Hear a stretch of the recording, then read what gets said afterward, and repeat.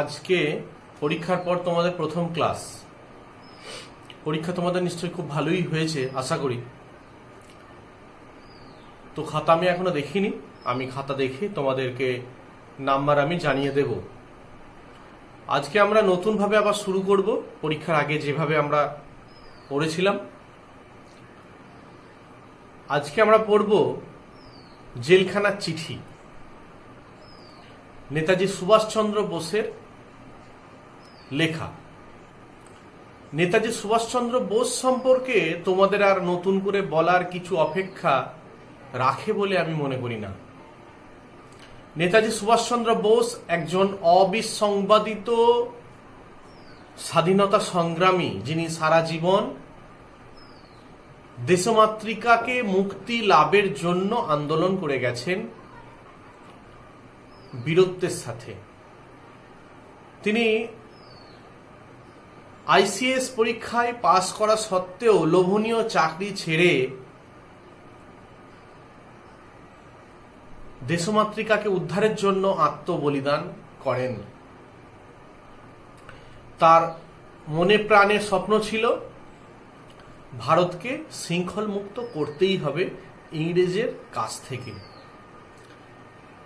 তিনি কংগ্রেস সভাপতি হয়েছিলেন, কিন্তু মতভেদের জন্য তিনি সেখান থেকে বেরিয়ে এসে ফরওয়ার্ড ব্লক গঠন করেন। এটা তোমরা জানো নিশ্চয়ই। তিনি চরমপন্থাতে বিশ্বাসী ছিলেন, সেই কারণের জন্য বারবার তাকে জেল খাটতে হয়েছিল। তো সে জেল খাটারই একটা এক্সপিরিয়েন্স, অর্থাৎ জেলের ভিতরকার অবস্থা সম্পর্কে তার নিজের মতবাদগুলো বা নিজের মতো যে সমস্ত চিন্তা ভাবনাগুলো ছিল সেইগুলো প্রকাশ করেছেন তিনি এই জেলখানার চিঠির মাধ্যমে।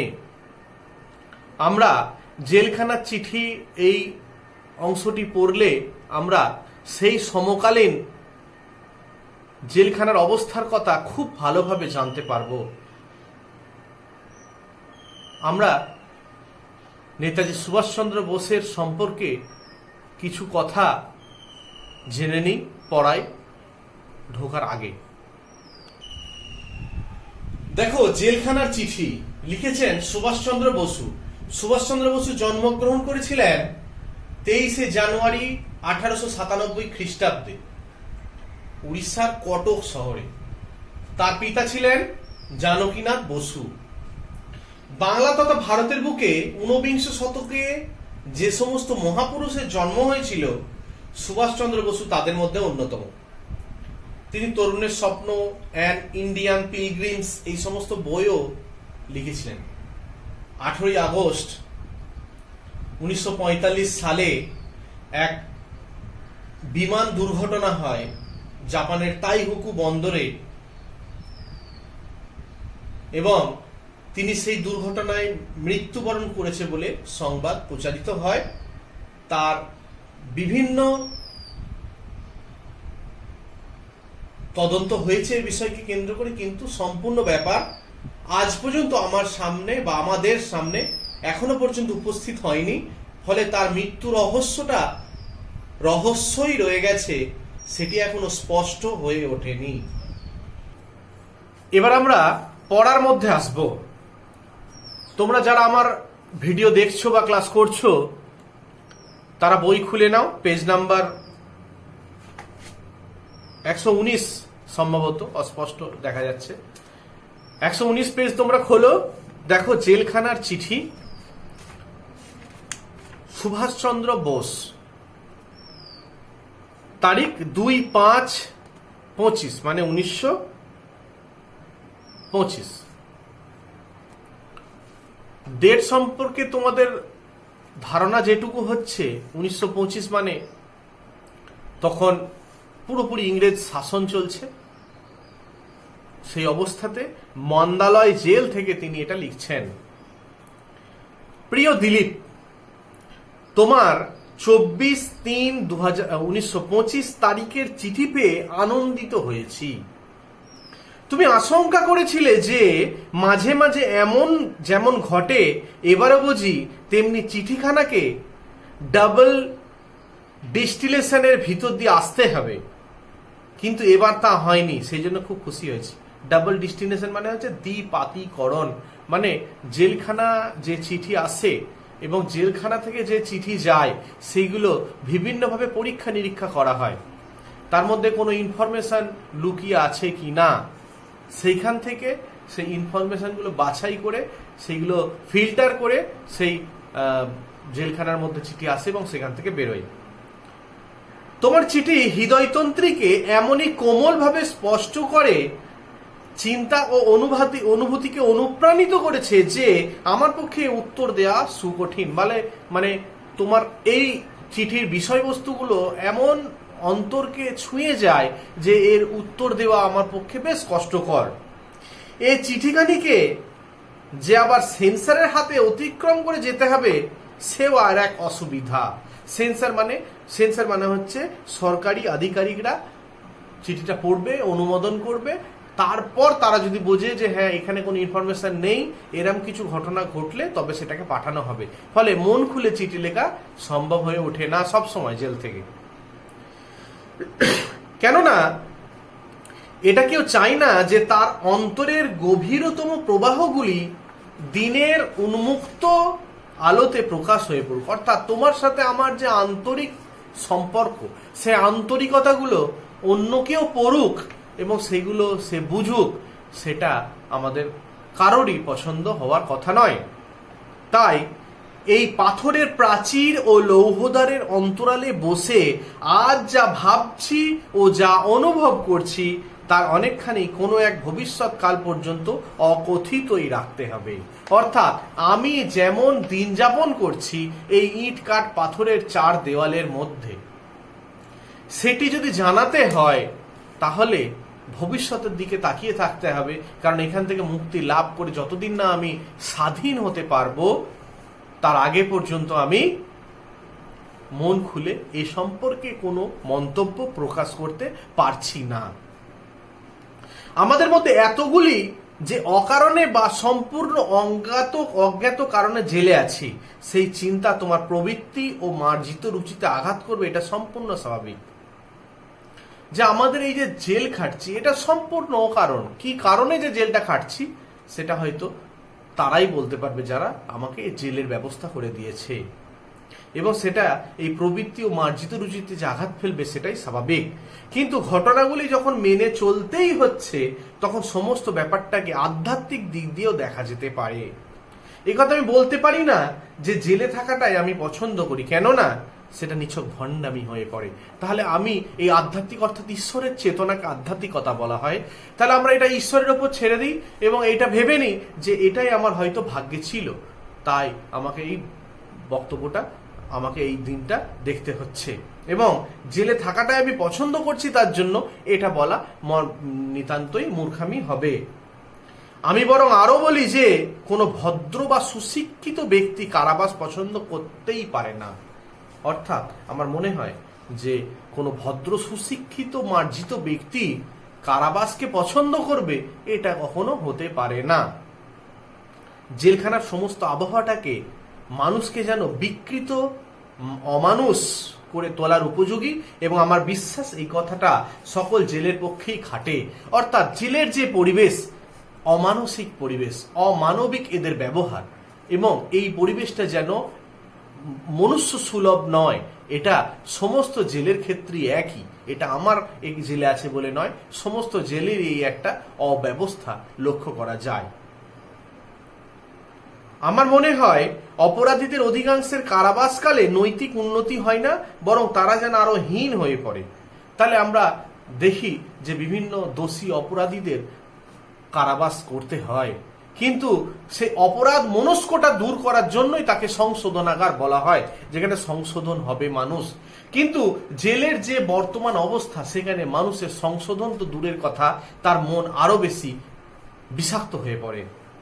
বরং এই কথা আমাকে বলতেই হবে যে এতদিন জেলে বাস করার পর কারা শাসনের একটা আমূল সংস্কারের একান্ত প্রয়োজনের দিকে আমার চোখ খুলে গেছে, এবং ভবিষ্যতে কারা সংস্কার আমার একটা কর্তব্য হবে। অর্থাৎ জেলে এসে আমার মনে হয়েছে যে এর সংস্কার করা খুব প্রয়োজন। অর্থাৎ ভবিষ্যতে আমার একটা ইচ্ছার মধ্যেই পড়বে যে কারাগারগুলোকে অবশ্যই এটিকে সংরক্ষণ করতে হবে, এটাকে সংশোধন করতে হবে, এই পরিকাঠামোগুলোকে পরিবর্তন করতে হবে। যদি আমি না আসতাম তাহলে এ সম্পর্কে আমার ধারণা হতো না। ভারতীয় কারা শাসন প্রণালীর একটা খারাপ, অর্থাৎ ব্রিটিশ প্রণালীর একটা আইন আছে, আদর্শের অনুসরণ মাত্র, মানে সেই অনুযায়ী এরা একটা কারাগার স্থাপন করে সেখানে এরা শাস্তি প্রদান করছে। কারা সংস্কার বিষয়ে আমাদের বরং আমেরিকা ইউনাইটেড স্টেটসের মতো উন্নত দেশগুলির ব্যবস্থা অনুসরণ করা উচিত। অর্থাৎ কারাগারে কেমন থাকবে মানুষ, কারাগারের ব্যবস্থাপনা কেমন হবে, এগুলো আমেরিকার যে ইউনাইটেড স্টেটসের যে ল এবং রুলস আছে সে মেনে চলাটাই অধিক উপযোগী হবে।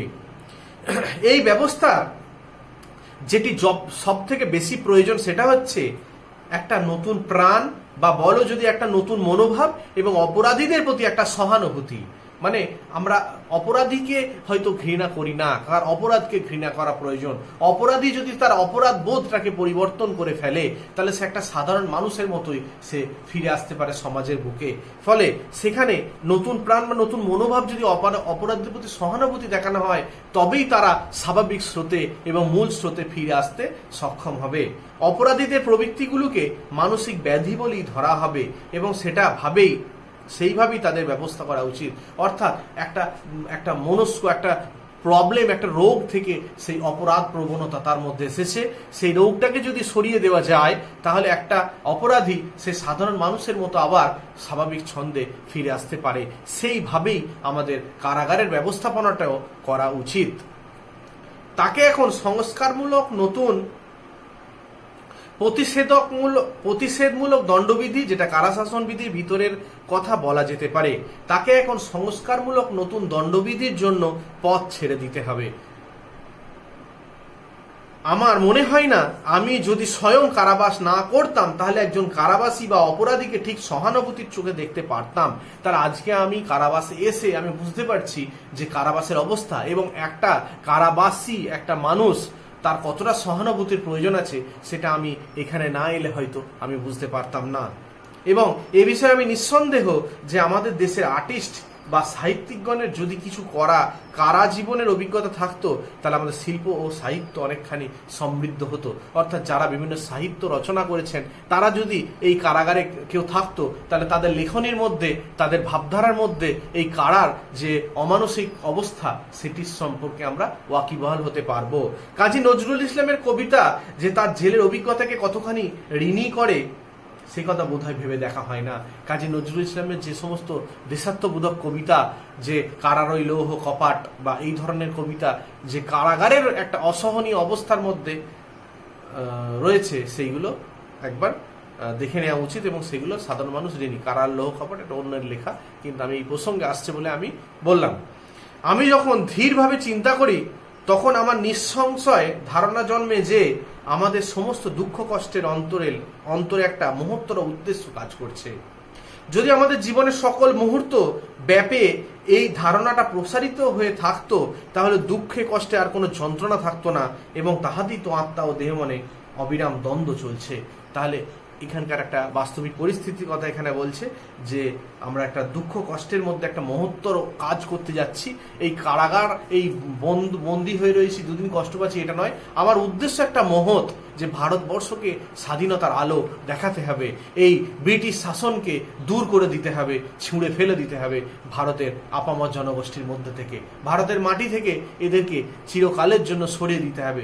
এই যে বড় মানসিকতা কাজ করছে, ফলে আজকের এই কারাগারের কষ্টটা আমার অতটা কষ্ট বলে মনে হচ্ছে না। সাধারণত একটা দার্শনিক ভাব বন্দিদশায় মানুষের অন্তরের শক্তির সঞ্চার করে।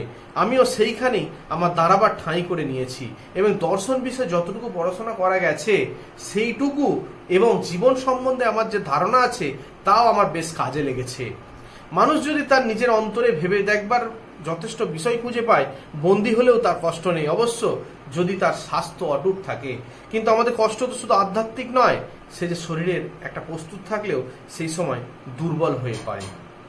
তাহলে কি বলতে চাইছি এখানে, যে আমি দর্শন চিন্তা সম্পর্কে জেনেছি এবং দর্শনের মধ্যে একটা সবসময় একটা ইন্সপিরেশন কাজ করে এবং যে কোনো অবস্থাতেই মানিয়ে নেওয়ার একটা শক্তি যোগায়। সেই কারণের জন্য আমি দর্শন শাস্ত্র পড়াশোনা করেছি বলেই এর মধ্যে আমি একটা চেতনা ফিরে পাচ্ছি এবং একটা উদ্দেশ্য খুঁজে পাচ্ছি। লোকমান্য তিলক কারাবাসকালে গীতার আলোচনা লেখেন, তাহলে তার মানসিক শান্তির জন্য আধ্যাত্মিকতার রচনা করেছিলেন। আধ্যাত্মিকতার চেতনা তার মধ্যে এসেছিল। লোকমান্য তিলক অর্থাৎ বালগঙ্গাধর তিলকের কথা বলা হচ্ছে।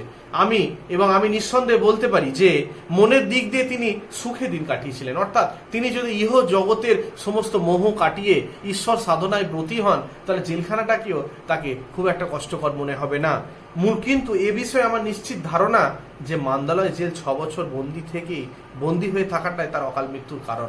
তাহলে তিনি যতই করুক না কেন, তবুও তার শরীরের উপর যে একটা নেগেটিভ এফেক্ট, একটা খারাপ এফেক্ট ফেলেছিল, এবং তার মৃত্যুর জন্য অকাল মৃত্যু অর্থাৎ তার অসময় মৃত্যুটাও কিন্তু মান্দালয় জেলে 6 বছর বন্দী থাকা তো একটা কারণ হিসাবে পরিলক্ষিত হয়েছিল। আজকে এইটাই থাক, এই পর্যন্তই। ভিডিও না বড় হবে, এখন অনেক অংশ রয়েছে, আমরা এর পরের আরেকটি ভিডিওতে আমরা সম্পূর্ণটা করে নেব। আজকে এই পর্যন্তই।